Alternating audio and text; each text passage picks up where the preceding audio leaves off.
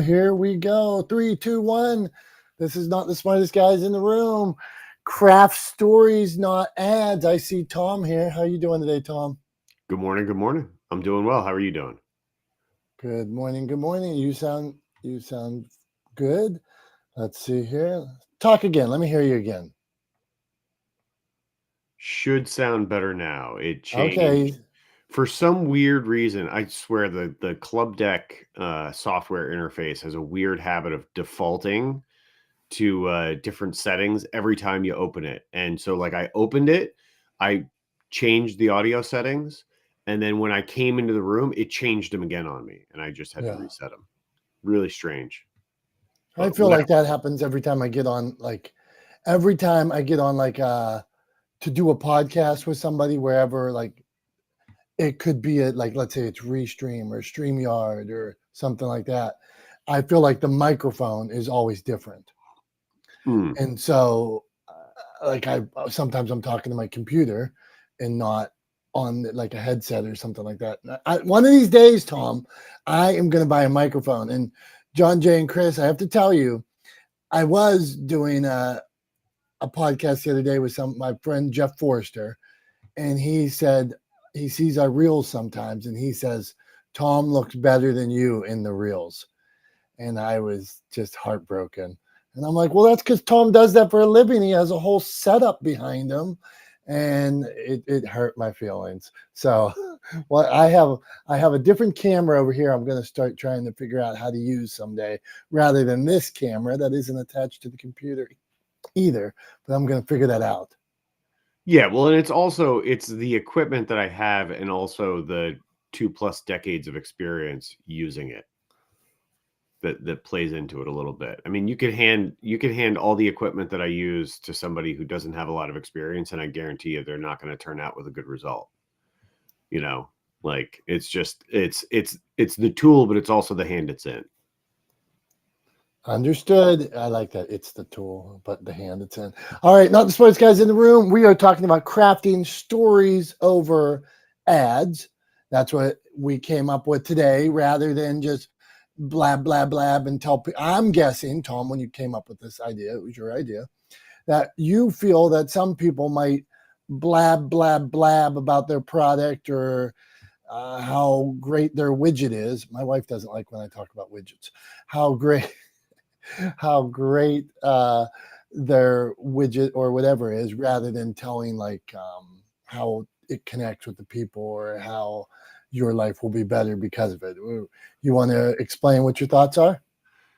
Yeah, absolutely. I mean, I think this really all kind of comes down to one of the places where I think businesses and organizations run astray or kind of get wrong the way they should be communicating with the community that they want to serve.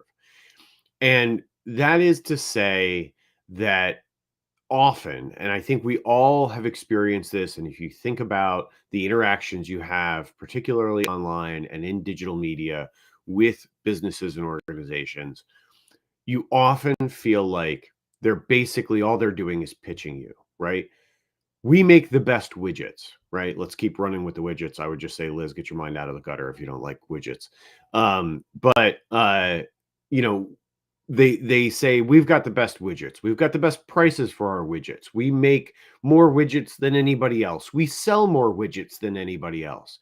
And what they miss in all those communications is the fact that the people they're talking to, their audience, don't care about their widgets as much as they care about their widgets, right? Nobody loves your baby as much as you love your baby, right? And so what you end up with is them completely missing the boat, right? Missing the plot on how they should be communicating with their audience. And instead of communicating them into the way communicating with them in a way, wow, I completely stumbled all over that. Instead of communicating with them in a way that actually makes sense to them, that gives them the opportunity to care more deeply or to better understand why this business or organization does what they do. Instead of doing that, instead of communicating with them as people, they treat them like ATMs, right? That they just want cash out of, and nobody likes it, right? So I think a lot of businesses really miss the plot when it comes to how they communicate with their audiences. They pitch, they create ads, they try to use content to sell, which is not really how communications is supposed to work, but they try to use content to sell, rather than using content to build relationships, to sow the seeds of relationships, that they can then nurture into customer relationships, client relationships, or advocacy relationships down the line.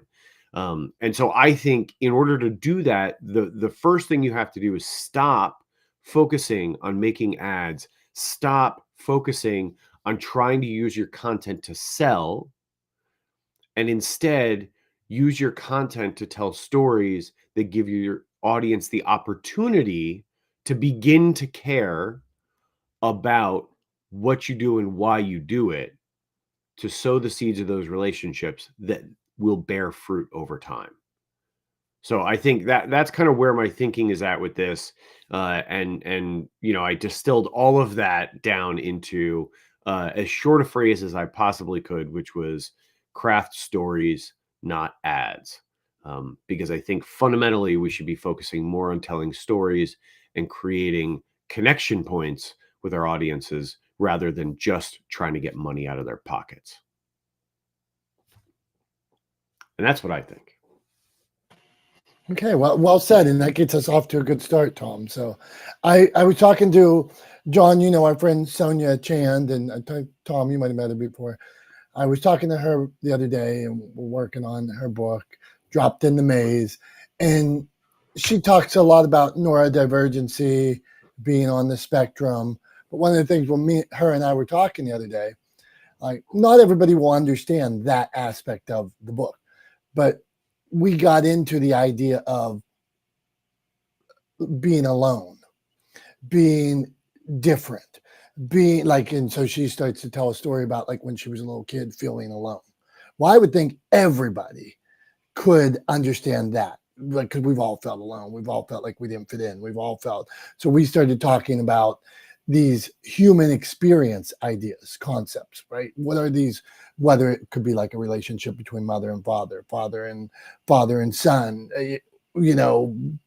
getting your first job, these human experiences that we could all connect with, like these, like in some of these commercials, Tom, where they'll show Christmas with grandfather, or looking out the window and seeing the snow and the excitement on Christmas morning, telling these stories that we can all identify with because we're connecting with this human experience. So I love the concept. Hey, what's up, everybody? Beth, John, Chris, Carrie, Trisha. All right, we are going to go to Beth.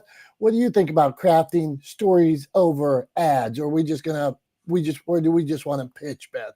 Is a straight pitch better and Tom's off his rocker? What do you got for us? Oh, yeah, this is a great topic. I'm glad you guys brought this up. Good morning, everyone. Hey there. Because I just left a room on Clubhouse where they were talking about the storms here in Florida and how they're going to get these jobs with companies, right? That go around and tell you you need a new roof. And their pitch to me wasn't very good. Two, I said it's illegal.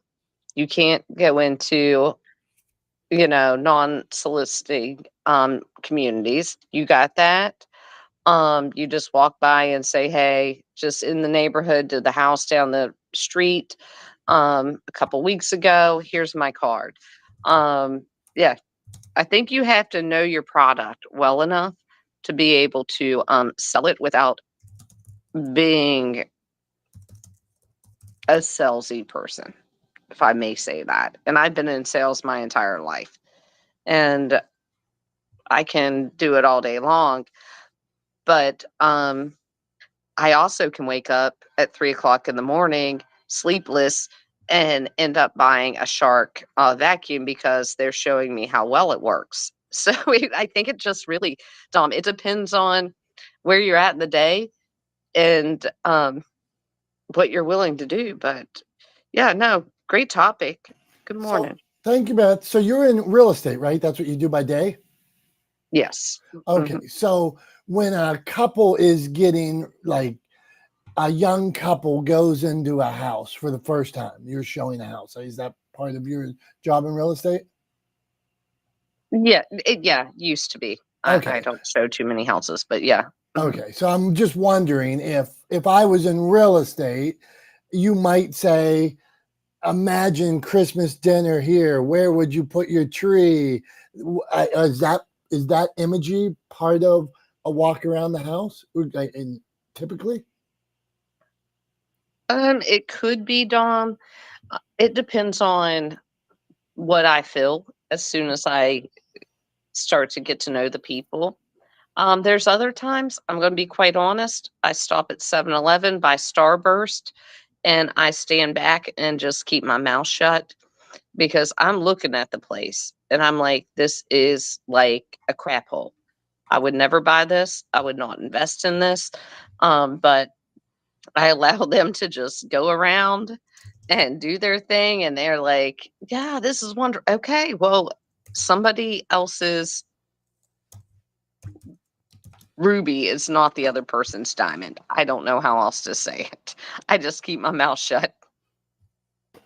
fair enough. So you mentioned Starburst. I see. Okay, so just a sidebar. It's almost Halloween. I'm going to ask. Put it in the comments if you're listening on. If you're listening on Instagram or where we at, Tom? LinkedIn, Twitch. Where else we at? We're I like how you led with the place we're not, Sorry, right? man. Because it's Well, really it's really difficult to live stream to Instagram from outside of the Instagram app. So it's something I'm working on. I would love to be on Instagram as well. But it's a challenge. But all of that said, we are live streaming across the internet. So obviously the discussion is hosted on Clubhouse, but we are live streaming on LinkedIn, Twitter. No, actually not Twitter anymore. I take it back. Jesus, now I can't even get it right. We're on LinkedIn, we're on Facebook, we're on YouTube, we're on Twitch. That's where we're streaming. Yeah. So if you're on YouTube, if you're on Twitter, LinkedIn, if you're on Twitch, if you're on Facebook, feel free to jump in the comments. I think, Dom, you were going to ask what people's favorite Halloween candy is. Is that where you were going with that, bud? do you know how simple I am? I set out each day. Dom has simple share inspiration, positivity, smiles. So back it up. Now I'm thinking about this. It's almost Halloween. Beth mentioned Starburst. I like a good Starburst. What is the best Halloween candy? You can go straight candy, you can go chocolate. I don't care. Uh, Chris, he's up on the stage now, but he says, say candy corn and I'm out. So put it in the comments, ask. I'm going around the room. Then we'll get back to our subject here. So John J, best Halloween candy. John will be like, I only eat apples. John, what is it? Best Halloween candy, bar none, not even close, is Reese's Peanut Butter Cups, followed closely by Twix, and then Hershey's chocolate bars. Okay, you got a good list. John, what do you think about all these Reese's cups now with like pretzels in them or potato chips in them? Is that weird? Well, the potatoes and pretzels are not my thing. However, I did hear a commercial for that like chocolate lava explosion in the middle, and they painted the picture in their description, and I'm like, I got to try this. I have got to try it. I'm going to buy it because they told the story, and they painted the picture of the experience. I know what Reese's does, but man, they got my full on attention when it comes to that. So I'm running the store later on today. Hey, okay, good. I will say the picture of this one, that lava, Reese's cups, we love them. They're going to be top. They're going to be top picks here. But that picture on the front of the Reese's cup with the chocolate lava is the worst picture ever, John. You know what I'm talking about? Yeah, I never saw the picture of it, Dom. So I went to someone talking about it on the radio. I'm like, I gotta go try this because this goes to what Tom and you talked about. They told the story about it first, and that's what got my attention. Okay, somebody Google the picture right now of that Reese's with the chocolate lava, and the picture on the Reese's is very bizarre. Okay, Chris, what's your favorite candy? What's the best Halloween candy? Go. This guy. Come on, Chris. He said no candy corn, but he doesn't have an answer. What do you Now, got, Chris? now he's got to figure out how to unmute himself. Yeah, what a jerk. He's a bit of a Luddite. All right. We'll come back to Chris, and you said we're allowed to bust his chops. So, Trisha, best Halloween candy. What do you got?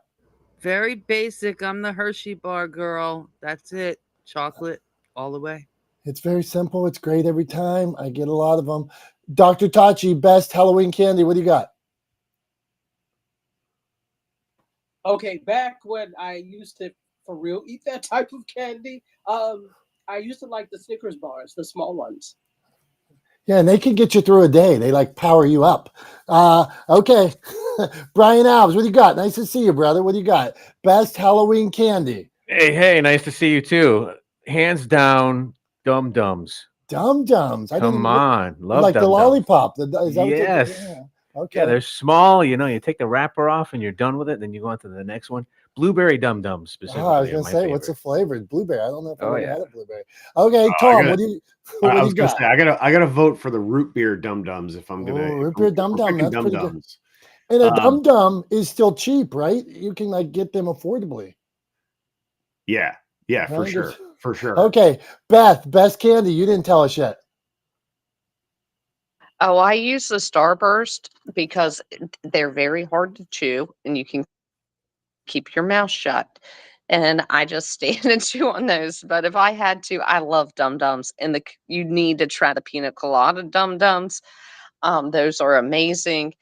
And yeah, one, I can't do too much chocolate here. My house faces west, so the sun falls this direction.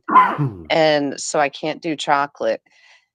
And we typically do, yes, like what are those things called? They're like little hard candies, sprees. I think that's what they're called.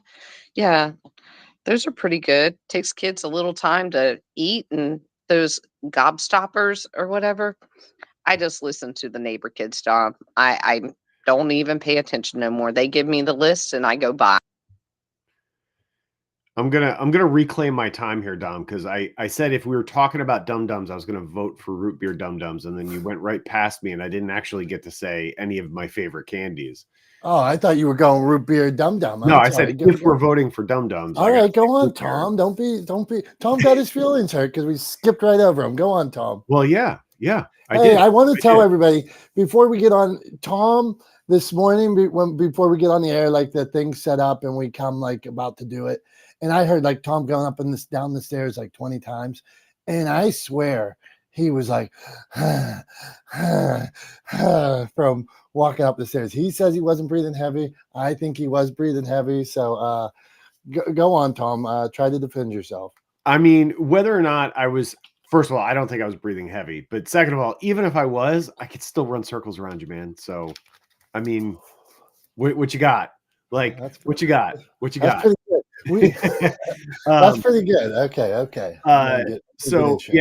But favorite candies, I think John J. Wiley was right when he said Twix. I do like Reese's peanut butter cups, but I got to argue that this is not a plug necessarily, but the Trader Joe's has their own version of peanut butter cups, and your buddy's dark chocolate peanut butter cups too. I think the dark chocolate ones are so good, right? But yeah, I would say Halloween candy that you're likely to get in your trick or treat bag, Twix all the way. That's the one. I don't like a Twix at all. I don't like that commercial where they're like Twix are two different sides. Are they really two different sides? Is there a right Twix and a left Twix, or is that just BS? I mean, no, they're the same. It's just they're just joking around with it. It's not funny. It's a play on words. I'm identical. That's kind of the whole joke. I'm over it. I like Sour Patch Kids. I like a lot of basic chocolate.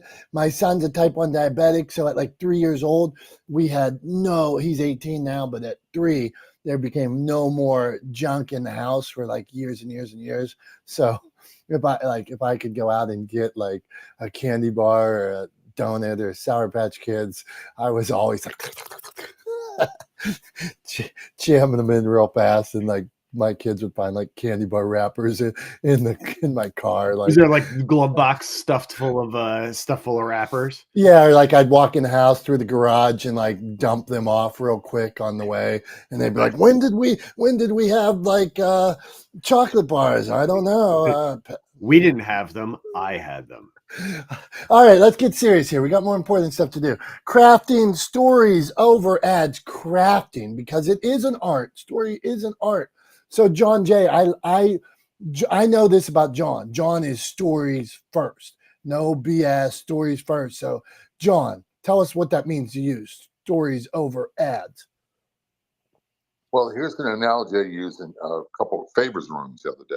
So think of this in fishing. When you are fishing, there's two strategies for trolling. One is you move around till you find the fish you're looking for, which a lot of people do with ads or being an expert or not stop talking. And the other one is chumming, where you put out bait and attract the fish you're looking for to come to you. I chum, and I use stories to get people's attention and to draw them in and to follow the guest and follow me. And then throughout the show, we have ads. We have spots that we put in for if they really are interested in a person's story, they will reach out and follow them. So yeah, we do a promotion, but it's about the story first and foremost. Otherwise, it's just an infomercial. And infomercials are great, but there's a reason why they're on late at night. It's because their ratings killers. Right on, John. Infomercial. Except that guy with the My Pillow and all that stuff, or the Flex Seal, man. I used to watch Those are commercials. Yeah. They're paid commercials. Yeah, that's the difference. A lot of people. By the way, Dominic, Tom, everybody, just draw this conclusion in your mind. If you have someone who will never shut up and all they do is talk and talk about themselves, what do? You eventually move on, don't you? Yeah. Mute, move on. Okay, this isn't a pitch. Yes, 100%. Yeah, it does get annoying. And some people just not know. Do some people not know that's, I think some people look for ROI so quickly. They're like, oh, I got to get on. I needed to make a sell on Clubhouse today. I needed to make a sell on LinkedIn. I'm going to talk about myself, pitch. And if I didn't get a sell, it didn't work out. I'm never going to do that again. How many people, John, like how many, and everybody in this room has been on Clubhouse for like years now. How many people do you know where you're like, Clubhouse is pretty cool, you should get on it? And then they were on it for like a week and they're like, I didn't see a return. I'm like, what the F were you thinking you were going to see what were you trying to see in a week? I mean, who else? I would guess like that's common for everybody. So yeah, go on. Tom, go on, John. Yeah, I would just say this: those people that are looking for quick returns, you might as well play the lottery. You got a better chance to put it that way.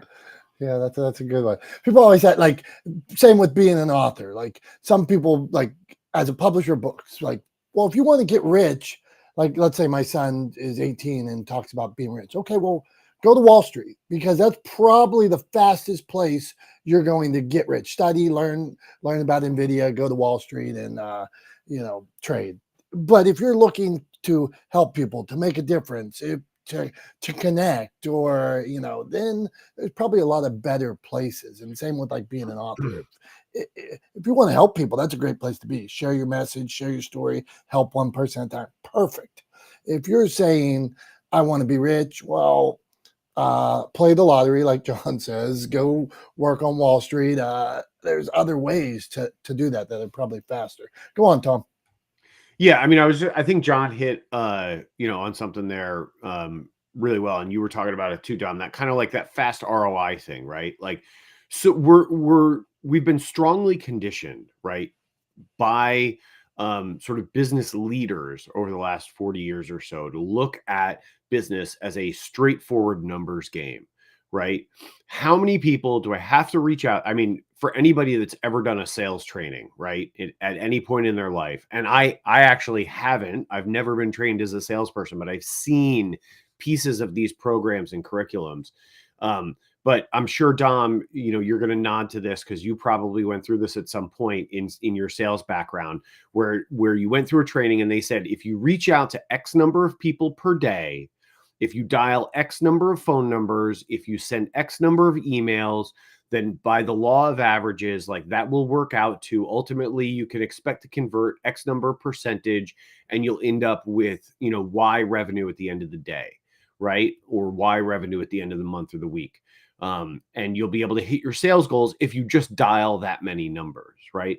And so instead of focusing on building good relationships, instead of focusing on actually creating sustainable long-term growth, it's a churn, right? It's run through them as fast as you can. It's, to go back to John's fishing analogy, if you put enough hooks in the water, you will catch something, right? It may not be a lot of things. It may not even really be what you want, but you're going to catch something. The problem is that over time, you end up overfishing and you end up running out of things to catch, right? You churn through that customer base, you turn people off with those kind of tactics, and over time, you start running out of people that you can convert, right? Because you haven't built sustainable business over time. You haven't built good relationships with people over time. And that's why this whole myth of constant growth is exactly that. It's a myth, right? How often do you see businesses I was actually on a conversation with somebody recently who was talking about the company they work for seeks to grow by 7% every year. That's their growth rate number. And we both acknowledged in that call that that's unreasonable over the long term. You can't grow by 7% every year infinitely. It doesn't make sense. At some point, the market becomes saturated and you run out of room for growth, right? So then what happens if you don't have new people to bring on to continue to grow and your churn rate is really high and you don't have good customer retention? Then where do you end up, right? Not only do you stop growing, but that growth goes upside down and you start contracting because you're losing more than you're bringing in, right? So really crafting stories, again, is about building those relationships rather than just churning over and over again and churning through that customer base and churning through that audience, trying to extract everything you can out of them before moving on to the next. Right. So that's what I think. I don't know, Chris, we're going to come back to you, buddy. Try to give you a chance to see if you figured out how to unmute yourself yet. If you want to weigh in on telling stories versus crafting ads. What do you got for us, bud? Well, first of all, Dom, how are you today? Good, brother. Do I look like an owl today? That's Chris is the one that said I stare into the camera like a owl, and then he sent Tom a picture of an owl with big eyes, and then we had a whole conversation one day about should we look at a green dot, the screen, what should we be looking at? So, what do you got, Chris? Bring it on, man. I actually appreciate this, and I was thinking about last night. I'm trying to rebuild after a semi-cancellation, but I'm also really stuck because what I did before COVID was work with individual people on individual things. Tom was there. We tried to do a couple things together, and he saw that the story is a story that the people can't see. So their dog is doing something, and they're coming from a different place. They don't realize that the dog's movement is the story. So when I'm trying to, I guess, advertise or market, I am constantly trying to show people what they can't see. When they see it, they love it.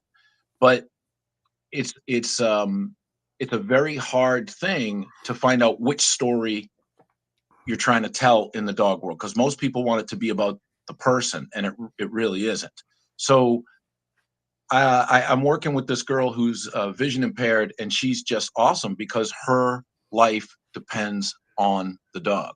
So she's very serious. She's got it. She's awesome. It's a great story, but in that story is the story that she's vision impaired, and in that story is the movement of the dog.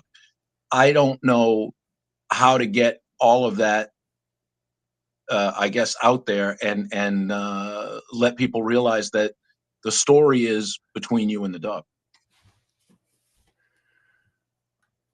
I mean, I would say, Chris, I think this is a great question. I thank you for asking it because it's I think it's really instructive and maybe helpful for everybody else listening to hear, somebody trying to tell stories, right, rather than craft ads, trying to go about it the right way, and running into some difficulty because it's challenging to do. My suggestion would be, is rather than looking at the story as a whole, try to pick pieces out, that you can explain easily, and explain them sort of one at a time, and think about it kind of that idea of like, rather than trying to climb the whole mountain in one step, right? Take one step at a time and tell pieces of the story, describe one interaction, tell one little story. And then the other thing I would say is just make sure that each little story you tell, even if it's just in the course of 60 seconds or 90 seconds or a couple of minutes, each little story that you tell, make sure that it follows a basic structure, right? That there is sort of an introduction, a setting up of the difficulty or the problem, a resolution to that problem, and then conclusions at the end of it, right? And if you follow just kind of that little basic story structure, it'll feel like a journey to your audience and one that they'll be able to follow. But I would say just chip away at it, right? Just take little bites, right? Small bites one at a time, and chip away at kind of, don't try to paint the whole picture at once, paint little pieces of it, right? And then ultimately you'll be able to kind of tie them together, and the audience will be able to tie them together, and they'll see the whole problem, the whole story, eventually over time. But don't try to paint the whole picture at once, would be my advice. Tom, I think that's great advice for Chris. And Chris, beginning, middle, end. For me, if I was doing a minute video, 30-second, beginning, middle, end, what's the win? There has to be a win. There has to be a takeaway. So what was problem, solution, win? I'm going, setup, solution, win. There has to be happiness, success at the end. And then later on, if you, like every story we tell, like who you are as a person, as you develop as a storyteller, you should be able to tell that story in 30 seconds, a minute, or an hour and a half. Yeah, right. Well, how the hell am I going to tell the story in an hour and a half? Well, it would be developed. There would be offshoots to that story and things like that. But for this case, what Tom's saying, little short video, I agree 100%. Go on, Chris. No, I appreciate it. It's a hard sell, just because, like, when I don't know how to say it. Like, a lot of people think their dog is protecting them, and so they're under that. They think the dog's being protective, but the dog is actually just terrified.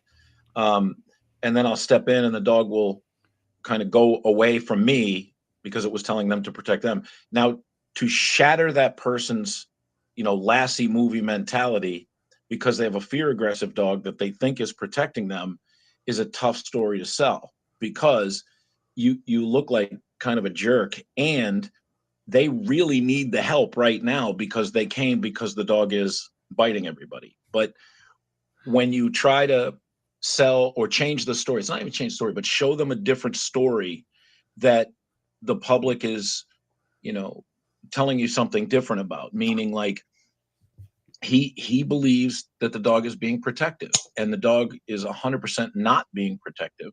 And when you prove that instantly, that's a great story if you're looking for the same outcome. But what I find is most people with dogs aren't looking for the same outcome. They're looking to be validated. So it's tough, but I get what you're saying about, make your point beginning, middle, end. Tom's been standing on my throat, kicking me in the head for years, trying to get that through my head. Well, and I think I'll just say this last thing, Chris, to put a little bit of a period on this, and then we'll move on, I think. But here's what I would say is, rather than focusing on the outcome that they're going to be disillusioned, or they're going to have their sort of their perception of their relationship with their dog shattered, ultimately the outcome is they're going to have a better relationship with their dog. Right. So when they come in and they say, I love my dog, I just want this to be better, or we need to fix this, I think the thing to focus on with them is, I'm going to, through working with you and your dog, dramatically improve your relationship with your dog. You think you love your dog now. You think your dog is attached. You think you have a good relationship with your dog now. You don't even know what a good relationship is.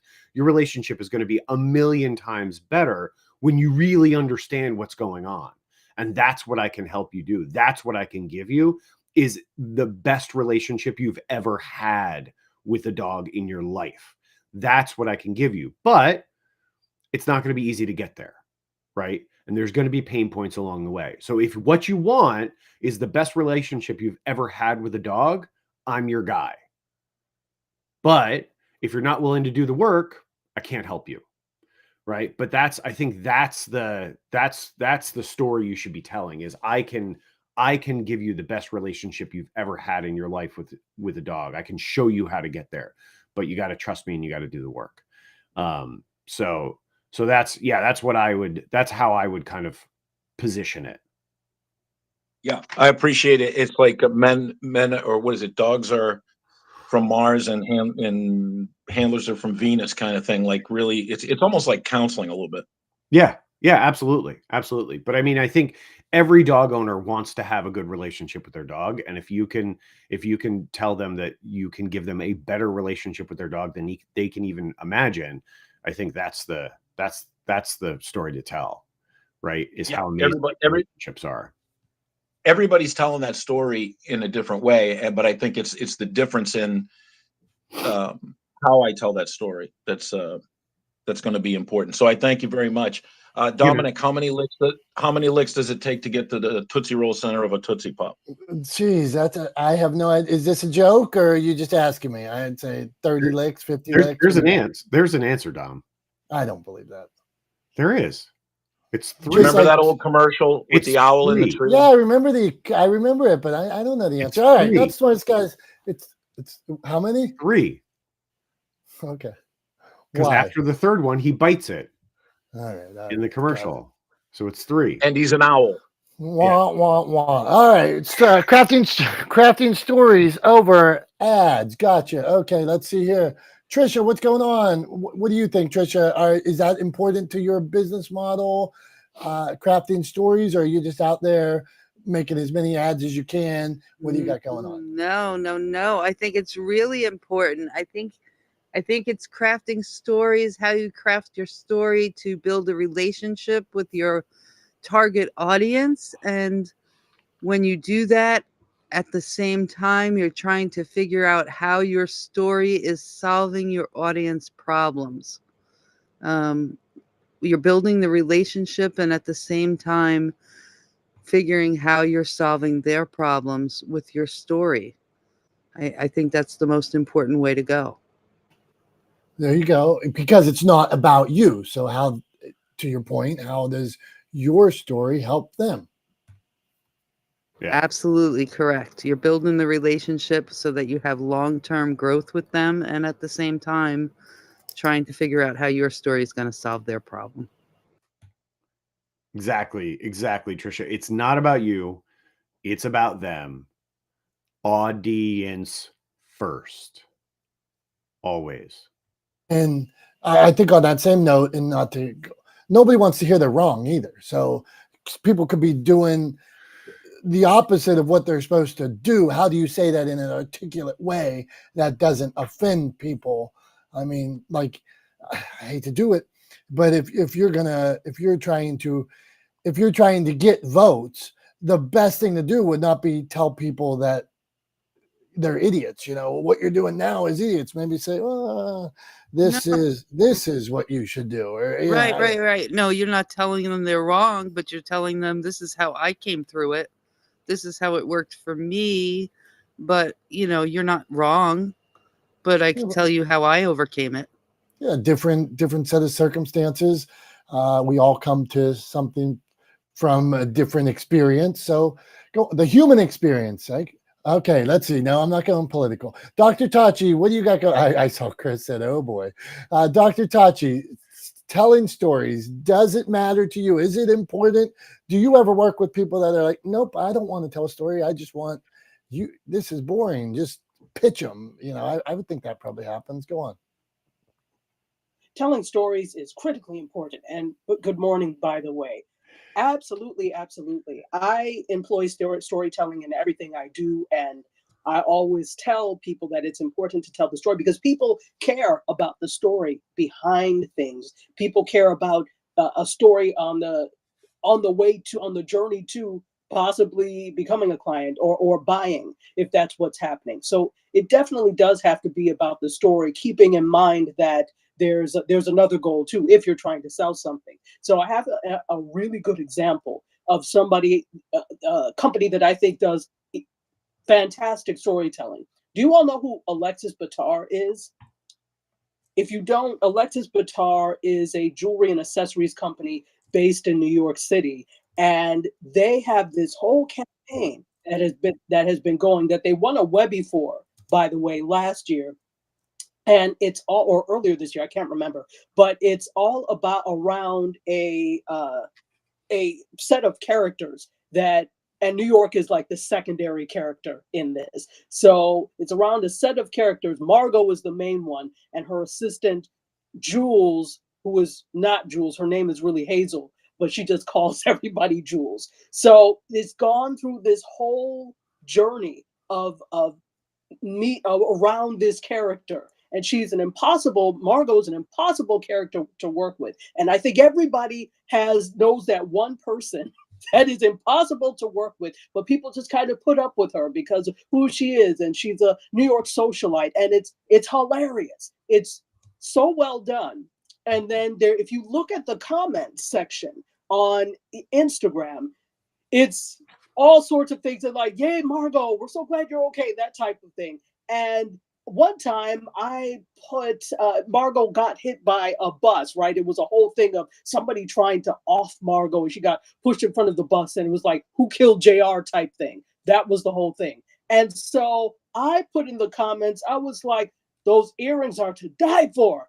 But then I said, oh yeah, and get well soon, Margot. So the social media person saw that, and of course responded to me, and then said, hey, we noticed you like the earrings. Here is 20% off. I said, you see, that's the way you tell a story, and you're drawn in. And not only are you telling the story, but you're paying attention to the people responding to your story. So I just wanted to put that out there in terms of an excellent example. If you look up on Instagram, Alexis Batar, you'll be able to see some of this mini series that they've put together. And I'm complete. Dr. Tachi, what is spin on the question? So not only do you tell the story, but how to interact with the people that respond to the story. That's a whole new level. You just blew my mind here. You have any tips to responding to people after you've told the story? I would say, I don't know that I have a particular tip, but just pay attention to what they're saying and respond in kind.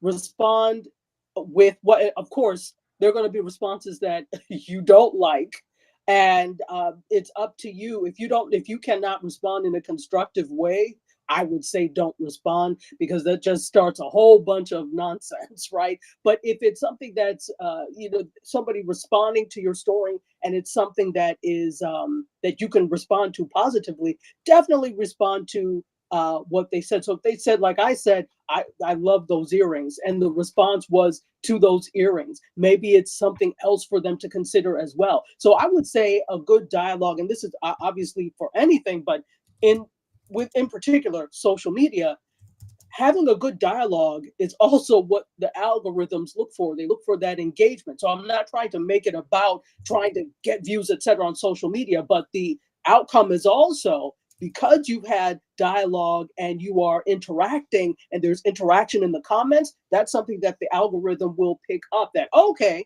there's good interaction going on here. So I don't know if that's an answer to your question, but I would just say respond in kind. Pay attention to what they're saying and respond to specifically what they're talking about. Okay, that's fair, Dr. Tachi. I want to go, just John, if you're around here, I just want to ask you one question, because I know that you teach and coach about Facebook and things like that. How important is that responding back to comments? Because on some hands you got the haters, but you're looking at interaction as well. So what do you do in that case? Well, I would say that I very rarely ever ever respond to posts, and my engagement is sky high. We had a reach of 5.5 million in 28 days. The trolls, the negative comments, usually people that are fans and avid consumers of content will address them. Very rarely, I'd say once a week. Sometimes I'll put a thumbs up in the comment. Sometimes I'll say amen or something like that, but it's very short. It's very rare I ever say anything. And here's the reason why. Dr. Chachi kind of hit on it. It's like I have an agenda of things I want to get done. I'm not going to get sidetracked by someone else's agenda. So here's what I found. Reach is more important what they think, is less important of what I think. That goes to the pitching about you all the time. I encourage them to comment, and that creates engagement. And I put pieces that create more engagement than others, and let it go. I just don't have time to respond to everybody.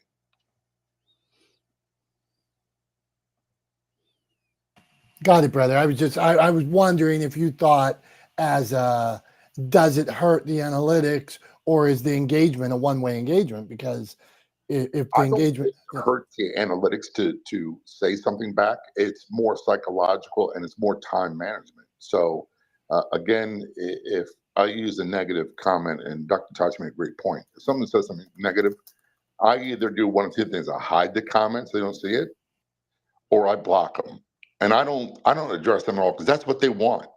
My job is to get increased reach of what I want to do, and use that chumming thing. I'm not going to catch the fish I want by going after what Joe Blow has to say, and that's positive and or negative. It's really I don't have time to do that, so I don't do it very well. I don't do it often. Some do, and they get great success for it. I found for me, it's just not necessary. But then again, I'm posting pretty much from 6 a.m. till midnight, 7 days a week, once every 50 minutes. So I don't have time.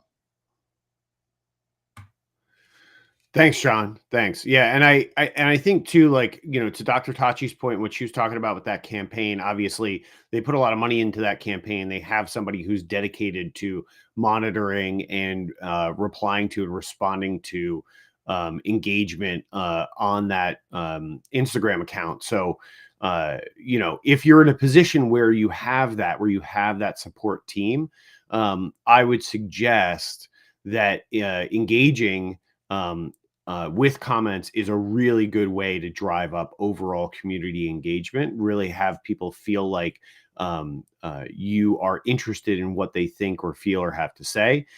And my advice there would be, whatever you do, always keep it positive. Right. So there's going to be trolls. There's going to be people trying to drag things down and get negative in the comments. I think whatever you do, just always keep it positive. And from a business perspective, if you're going to engage with comments and things like that, just keep it positive, and you'll do well. You'll see good results from it. If you are positive, you'll see positive results from it. How about that? Anyway, looking at the clock, it's time for show and tell. I don't know about you guys, but I'm curious to see what Dom has for us this week. Okay, today I'm going to keep it simple, and I'm going to show you something that you will see around my house, and especially in my basement. I have some on display. But when I was little, I was the weirdest looking kid. I looked like E.T. So I said the other day my favorite Halloween costume was E.T. That's how I looked. I had big teeth that stuck out of my mouth, big belly, weird looking kid.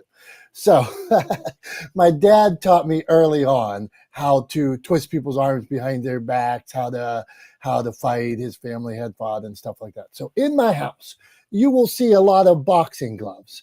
And I turned, when my son was little, we did the same thing and tried to show him. I took a more diplomatic approach than my dad.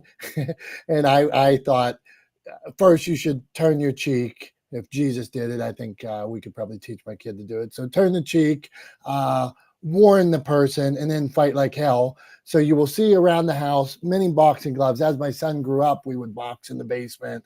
And then sometimes he'd really hit me in the face. And when he was mad at me, he'd be unloading on me. And then as he got bigger, he went into boxing class and jujitsu class. And now he's out in Philadelphia, the kids out there, he's twisting their arms behind their backs, just to show them jujitsu, and now they think he's all tough and stuff. And I think he's like now he walks around Philadelphia like he's Dirty Harry or something. He thinks he's so tough because he learned how to fight. Then he like took all the classes, and now the kids want to see jiu-jitsu and stuff like that from him. So I have to calm him down. My wife thinks that I have him thinking he's like invincible out there. So but I am glad that he has that confidence. My dad, even when I was little and dopey, gave me that confidence. I tried to instill it in my son. Now he's taking it to a whole new level. So these boxing gloves that you see around my house, this is an Everlast one. This is my show and tell for today. So there's what you got, Tom. Well, and you've got some signed gloves kicking around too, right? I mean, you're a big boxing fan. You got the Muhammad Ali framed picture over your shoulder there. So and I know you're a big boxing fan from conversations that we've had. So I think that's cool that you were able to take something a sport that you're a fan of, right, and create opportunity for you had opportunity to participate in it when you were younger, create opportunity for your son to participate in it. But yeah, I think it's always important, like you said, to try to avoid the fight at all costs first, right? Fighting is not the best way to resolve disputes, but knowing how to defend yourself is always a good thing, right? Being able to defend yourself is always a good thing, because not everybody subscribes to the idea that violence is not the answer. So I think that's good. I think everybody growing up should have the ability and the confidence to be able to defend themselves. I think that's an important thing too. That often is overlooked, is that confidence is a big part of not cockiness, not being overconfident, but confidence in yourself and your ability to stand up to others is a big part of kind of resisting bullying, right? And yeah, I think that's a good skill set for every kid to have growing up. Something I'm definitely going to do my best to imbue in my daughter as she gets older, is the confidence in herself, and in her and the self-possession to be able to stand up to people when inevitably she faces a bully at some point in her life, because she will. Everybody does, right? We all did. And if you haven't ever faced a bully, then I got a newsflash for you. You were the bully. But yeah, everybody else has faced a bully. And so yeah, it's good to have the self-possession to be able to stand up. And then and I think being quick-witted and learning how to take a bully down with words is the best way to do it first. But then being able to defend yourself is always a good thing. So I'm with you, Dom. I like it. Although not a big boxing fan myself. But and not that I don't like boxing. I wouldn't call myself a fan. But also not a fan of MMA. I just kind of don't get it. Like it's a little bit lost on me, just being honest. But I think it's a good thing to have around. So I like it. Yeah, there you go. Yeah, and what I would do for kids if I was trying to get them into fighting and things like that, I would just make the headgear bigger so they didn't actually get hit and bloody noses and stuff. Make the headgear 3 times the size. Okay, not the smartest guys in the room, crafting stories over ads. So, Tom, as you get ready for the wrap up, what do you think? Should we get one more tip from everybody, or you want to rock a wrap up? Let's do a quick run around the room. Just one sentence, one quick little word of advice from everybody before we wrap it up, and then I've got a little story to tell for the wrap up. Dr. Chachi says if you made the headgear bigger, they would look like a dum-dum. That is true. Yeah. Okay, so we're going to go quick tip, storytelling tip. We'll go John Jay. What do you got for us? What I would say is start your entire conversation with the most engageable content that's going to get the most reaction from people. And remember, don't try to sell everyone. Just try to get their attention with your story. And then you can sell them, because you can't sell anything on the platform that you're on. Good stuff, John. Dr. Tachi. Storytelling tip. Are you all hearing something, or is it just me? It's probably my dog. I hear it barking upstairs. Go on. No, I'm hearing. Anyway, it may be me. So I'm sorry. You said a tip. That's right. Not about dum-dums. A storytelling tip. Something you got. Basically what you said, beginning, middle, and end. Start the story at the beginning, have a progression of whatever that story is. Tell it to the middle, the high point, and then end it. So the same way you enjoy television shows or movies that have a beginning, middle, and end, and it's disconcerting if it starts or ends at a strange place. I think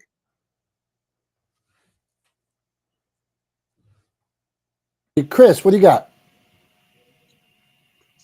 I'm just learning from you guys and grateful in the room. Thank you to everybody.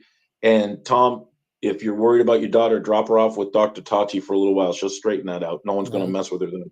That's right. You got it. Trisha, storytelling tip. Yeah, I was gonna say, like Dr. Tachi, use like a narrative arc where you're gonna build up to something so that you draw people in, and then bring yourself back down so that you're solving a problem. There you go. Good one. I'll just jump in. Let's see what I want to go with here. I want to go with make it about them.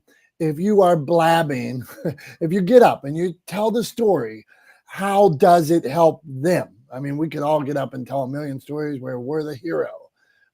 Come on. How does this story help them? So figure that out and then tell the story. All right, Tom, on that note, I think we got from John, we got from Chris, we got from Dr. Tachi. Now it's time for Tom to wrap us up. And of course, we'll see you all next Wednesday. But first, Tom's going to wrap us up. What do you got, Tom? Yeah, so I wanted to share with you guys a real world example, right? An actual example of this in action of a brand using storytelling to build their audience by crafting stories rather than ads. So we've all heard of Volvo, right? The Swedish car company. Well, Volvo has a division called Volvo Penta, right? That focuses on building marine engines. And it's obviously a very niche market. But what Volvo Penta did was they produced a series called Finding Hidden Waves in the Arctic. And they partnered up with an Arctic surfer named Leah Brassi. I'm not sure if I'm pronouncing her name correctly. Leah might have been. But anyway, they partnered with her and filmed a series where she went to find sort of undiscovered, untouched waves to surf in the Arctic off the coast of Norway. And it was beautifully shot. It's a really interesting story. And what it does is it embodies the values that Volvo Penta shares with their audience, right? That love for the spirit of adventure, of going to difficult to reach places, to do difficult to do things, right? That's what Volvo Penta is all about. That's what their engines help you do. And so they created this story that is not about marine engines. It's not about mechanics. It's not about how any of it works. It's about what it can allow you to do, the adventures that it makes possible through the engines that they make. And I think there's a really valuable lesson in that. And it is that they did two things, right? Instead of trying to sell you on their engines with a list of facts, they chose instead to tell you a story that they thought that you would relate to.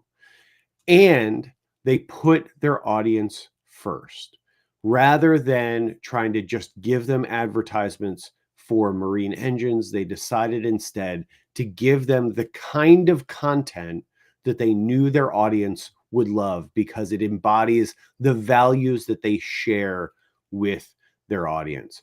And so that's what I want to leave you guys with today. I would encourage you all to go check that out. It's called Finding Hidden Waves in the Arctic. You can watch it on YouTube. I would definitely encourage you to go check it out to see a real world example of this in action. I also talk about it in a little bit more detail and give you a little bit of how it all relates and how you can use it, lessons from it in your business. In my newsletter coming out later today, called Value First, which you can get on LinkedIn. A little selfless plug there, selfish plug there, I should say. So please, if you don't subscribe or we aren't connected on LinkedIn, find me there and subscribe to the newsletter. You'll get a chance to read a little bit more about it. But that's all I got. Put your audience first and tell stories that embody the values that you share with your audience. And I guarantee you'll grow the community around your brand. So thank you all for being here. Thanks for listening. Thanks for being a part of the conversation. We appreciate and love you guys. You guys are the reason why we show up every Wednesday, sometimes wearing boxing gloves, to do this show called Not the Smartest Guys in the Room. For Dom, I'm Tom. We appreciate you guys. We love you guys. And we will see you next Wednesday morning at 9:30 a.m. Eastern time, right here on Not the Smartest Guys in the Room. Until then, have a great rest of your week. Have a great weekend. We love you. Bye-bye.